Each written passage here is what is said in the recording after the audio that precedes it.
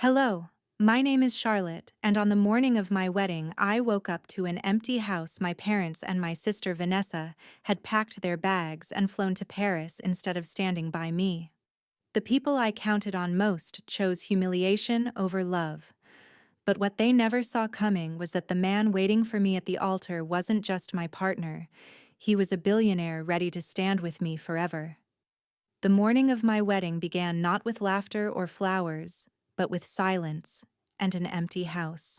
At first, I thought it was nerves distorting the air the way the mind can twist emptiness into something sinister. But as I moved from room to room, my heels clicking on hardwood that should have echoed with voices, the truth seeped in like cold water. The house wasn't asleep, it had been vacated. Closets stood ajar with hangers, bare drawers were empty. The guest room stripped of the suitcases that had been stacked there only yesterday. Even the faint smell of coffee lingered like a ghost, the pot spotless on the counter, its clock blinking, a meaningless 12 or 0. I felt panic prickle beneath my skin. This was the morning my family was supposed to gather, the morning I would walk out of this house and into the garden aisle. Instead, I was surrounded by absence. Every corner mocked me with stillness. And then I saw it, the envelope on the dining table placed neatly as if it were a gift. I knew the handwriting before I touched it. Vanessa's. The loops of her V had always been exaggerated, dramatic, just like her. I slid a finger under the flap and pulled out the card inside. 5 words written in a flourish of blue ink. We deserve Paris. You deserve what's left. Beneath it lay 2 boarding stubs, both printed with this morning's date, Charleston to Paris. My heart sank with the realization that not only had my sister left me on my wedding day, but my parents had gone with her. I remembered 3 years ago the credit card scandal, the months of sleepless nights, when I learned my sister had stolen my identity to open accounts in my name. I had fought to prove my innocence while she smiled through it all, never facing a consequence. My parents had called it a mistake, brushed it under the rug to protect her reputation. That was the first time I realized how deep her entitlement ran. Today confirmed it had no bottom. I called my mother's number. No answer. I dialed my father. Straight to voicemail. Vanessa's line rang and rang, then clicked into her airy message. Leave it after the tone. I hung up without speaking. The silence on the other end pressed against me, crueler than any insult. The walls felt closer now, pressing in with the weight of betrayal. My chest tightened, but training from my years in uniform steadied me.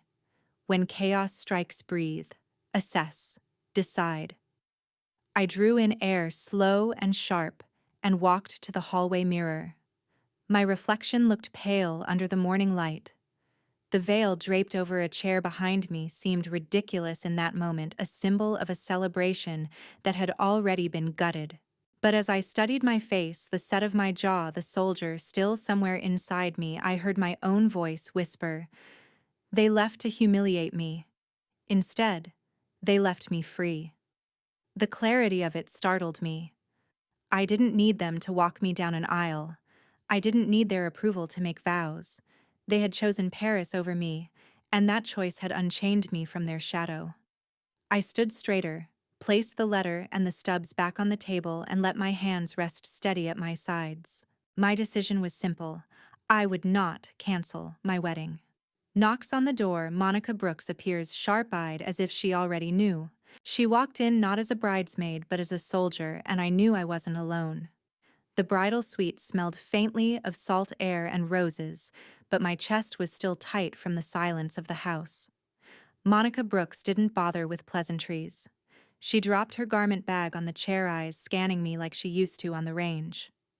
I saw the same sharpness from years ago, the day she pulled me out of a training fall, laughing as if broken bones were optional. She had always been my safety net. "You know where they are?" I whispered. She didn't flinch. "Paris." And I called in the press. "They won't control this story, you will." The words hit like orders. Outside, I could already hear the murmur of reporters gathering. I pressed my palms against the vanity table, staring at the reflection of a bride who wasn't supposed to be standing alone. Monica set a steadying hand on my shoulder. Charlotte, this is a mission. We finish it. The door opened again. Evelyn and Harold Cole swept in elegance and authority, filling the room. Their eyes darted over the untouched champagne, the empty chairs in the corner, and finally to me. Evelyn's lips trembled before she spoke.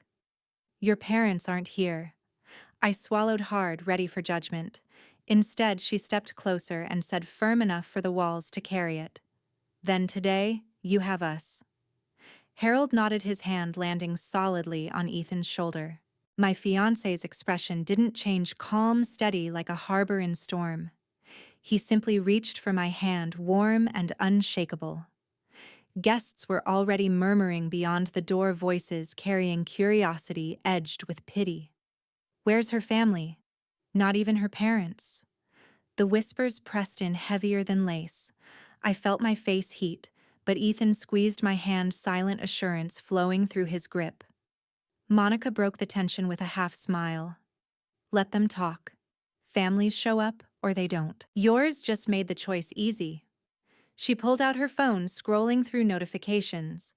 And when the cameras roll, the world will see who stood with you. I blinked back, the sting in my eyes. My training had taught me to hold formation, to stay upright, even when everything inside begged to crumble. The knock that followed wasn't hesitant. Evelyn moved before I could, pulling open the door to the corridor where a few guests had gathered. She stepped out, looped her arm through mine, and with a clear, ringing voice declared, "Charlotte is our daughter today." The words carried down the hall, silencing the whispers. Guests turned, caught off guard, some nodding in approval, others murmuring with curiosity. The empty seats meant to shame me were no longer mine to carry. They belonged to the Coles now. I could feel my eyes burn, not with weakness, but with the force of being seen. I stood taller, allowed the weight of their declaration to brace me like armor. Then, just as the hallway quieted, my phone buzzed on the table. Monica snatched it up, glanced at the screen, and exhaled through her teeth. She turned the display toward me. A breaking headline glowed across the alert, reclusive billionaire Ethan Cole to wed today. The vows weren't whispered between two people, they were shouted through 100 flashing cameras. The sunlight poured down hard on the garden, gilding every edge of the white chairs and floral arches. The air smelled of salt from the sea breeze, mixed with the sharp scent of roses arranged to perfection. Yet the beauty was drowned by the rustle of reporters at the back, lenses glinting like rifles pointed at my heart. As I stepped into view, Vanessa's mocking line struck like a thorn. "Let's see how you face the guests without us." She had wanted me to falter, to crumble in front of whispers, but all she had done was build me a stage. I felt every eye measuring me as I took the first step down the aisle. Whispers slid like blades through the rows. Where are her parents? Didn't they come? Each murmur sought to pierce me, but the click of cameras pulled my chin higher. The veil trembled against my shoulders, but I straightened my spine and met the flashbulbs with a smile. If they wanted a spectacle, I would give them one on my terms. The aisle stretched like a gauntlet. At the front, Ethan stood waiting, calm as ever, his eyes locked on mine. Evelyn and Harold Cole sat in the front row, their presence a defiant wall against the absence meant to shame me. Evelyn's chin was high, Harold's hand folded firmly in hers, silent pillars in seats my parents had abandoned. The symbolism was sharp enough to cut. When I reached Ethan, his hand wrapped around mine, grounding me in a way no photograph could steal. The officiant began to speak, but the real weight came when Ethan turned to me. His vow was simple, steady, and spoken loud enough to carry beyond the arch. "I will never abandon you." The words landed like thunder. Guests shifted, cameras clicked furiously, and I could almost hear Vanessa's phantom scoff dissolving into silence. He had drawn the line that my family never would. My throat tightened as I lifted my own vow. My voice carried over the hush, each word carved with intent. Family are not the ones who left, but the ones who stayed. It was more than a vow, it was an indictment, an anthem. Applause broke before the officiant could move on. Guests clapped, some wiping their eyes, others leaning forward as if hungry to see me stand taller than the shadow Vanessa had cast. Reporters surged closer, their cameras a blinding storm. I held Ethan's hand as if the world had vanished, but I knew every flash was recording, every lens capturing proof. The stage Vanessa created to humiliate me had become my platform. My dignity, not her absence, filled the air. For the first time, I wasn't fighting to survive their betrayal, I was shining because of it. As the officiant pronounced us married, applause surged again, raw and unrestrained. The cheers wrapped around me like armor, loud enough to drown the whisper that once haunted me. She has no one. The first dance began under strings of lights that glittered against the afternoon sun. Ethan's arms were steady, his silence more powerful than speeches. Around us, guests swayed, some still blinking from tears, others whispering about the Coles' sudden embrace of me. Every camera stayed trained on the dance floor, capturing not absence, but resilience. Then Monica appeared, weaving through the crowd like a soldier breaking formation.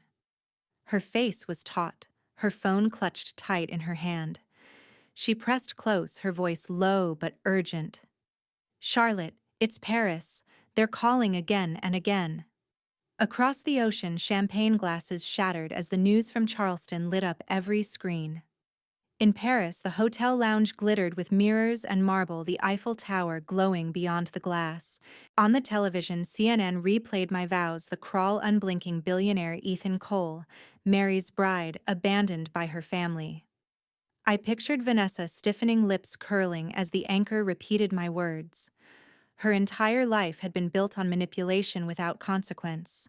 Now her schemes unraveled under bright studio lights. I didn't need imagination. Monica's contact in Paris texted updates. "Your sister just broke a glass." I could see it, Vanessa's hand tightening, champagne spilling, shards skittering across the carpet. Richard muttered about bad optics. Helen whispered excuses that sounded frail even in my mind. For once, no one was listening. The world didn't care about their narratives. Back in Charleston, the reception pulsed with warmth. The band lifted into a bright tune, napkins waved, guests toasted. It wasn't my wealth they cheered, it was the defiance that came from standing tall where others had walked away. Ethan touched his glass to mine, his smile calm and steady. Evelyn and Harold sat in the front row, like anchors, their presence louder than absence. Monica appeared at my side, shielding me from cameras. "You don't have to answer," she said, handing me her buzzing phone. "But it's them." The number carried an international code. I pressed accept. Vanessa's voice hit like broken glass. "Money doesn't make you better." I let silence cut for a beat, then gave her the verdict she had earned. "No, Vanessa. Loyalty does." I hung up. Monica didn't grin. She only nodded, soldier solemn. The videographer's red light blinked, capturing every second. Another piece of evidence logged E4, the headline, and the recorded call. The chain was complete. Minutes later, the story mutated, online headline bold across every screen in the ballroom. "Bride forsaken, now the face of resilience." Guests gasped. Phones lifted, whispers turned to applause. A cousin showed Evelyn. Someone else dabbed tears. Paris had given them tickets. Charleston gave me a legacy. I stepped near the French doors for air. Outside, gulls carved white arcs, palmettos swayed in the breeze. Two lights, two truths. Paris glittered cold and sharp. Charleston glowed warm and alive. Only one held me steady. Ethan found me threading our fingers. "You don't have to talk to anyone," he murmured. "I know," I said. "That's why I can." We returned to the floor as the band slid into a sax line. Evelyn rose to touch my shoulder. Harold lifted his glass. Guests parted, cameras followed with almost reverent focus. Monica crossed to the AV booth, confirming the footage was clipped and secured. "If Paris spins," she whispered, "we'll answer with your own voice." Truth settled into me like an anchor. For years I had argued behind doors that never opened. Now the doors were wide, the record public, and the weight of betrayal had transformed into proof. Another toast lifted citrus sharp on my tongue. A child dashed past with a ribbon, a photographer catching its curl, before lifting his lens to me. I nodded permission. Somewhere in Paris, Vanessa would see that frame me smiling in Charleston light, softer but stronger, and know the story she had scripted now belonged to me. An alert rippled through the room, screens glowing in unison. Bride forsaken, now the face of resilience. The cheer that followed was not loud, but it was sure. I breathed out the years I had been holding in. Paris glittered with neon and broken glass.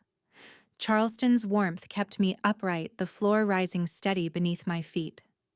Ethan tugged me toward the center, the crowd opening like an aisle. As I return to the dance floor, my phone buzzes again. Not just family, but journalists requesting my statement.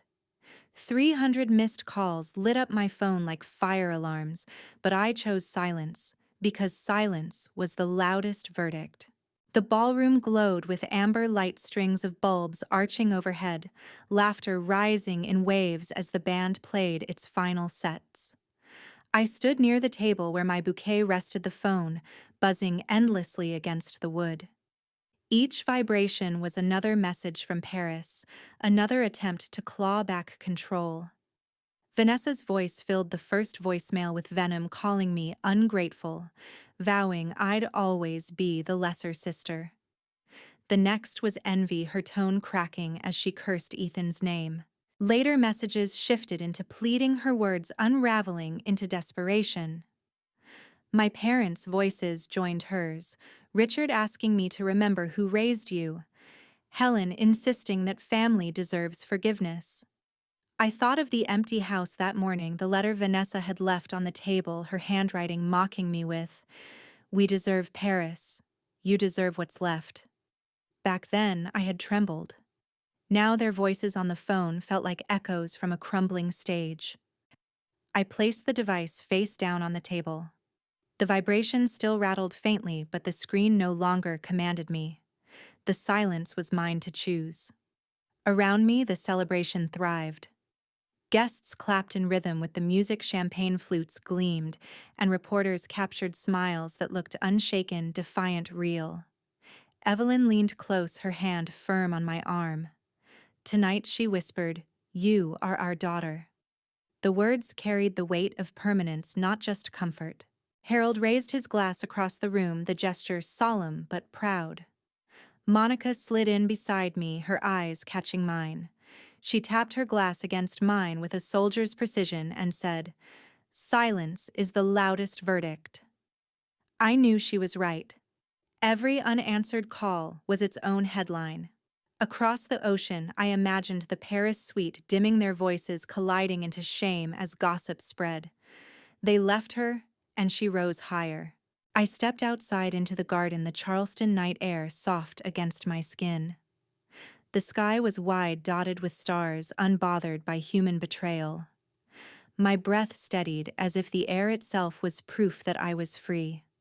No longer the abandoned daughter, I stood as a woman with agency, a partner, a legacy.